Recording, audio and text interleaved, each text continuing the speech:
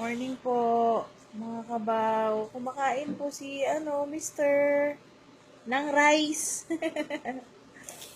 Rocky?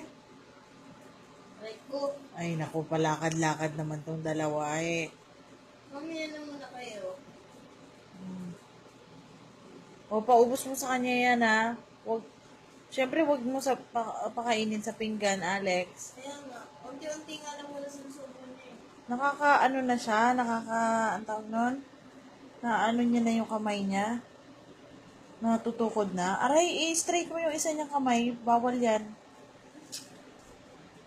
Kamay, paa pala yan.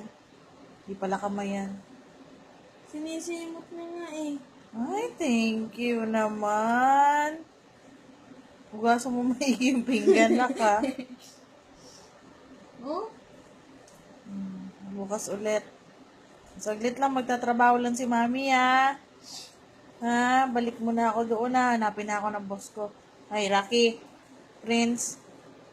Kayong dalawa. Tapos nakaka-ano din siya, nakaka-respond. Ah?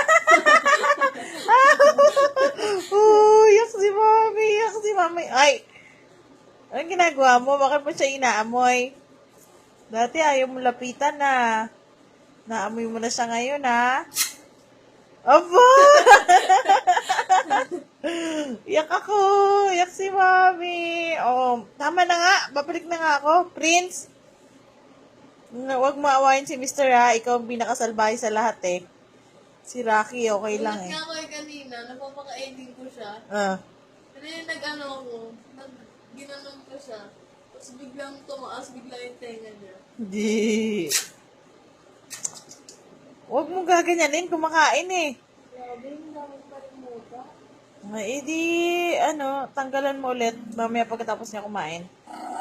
Shhh! Tay! Ay, friends! Bad yan ha, bad yan ha. Bad kayong dalawa. Mamaya na kayo kumain. May dog food doon. Tapusin niyo muna si Mister. O, sige. Stop ko na to. Stop.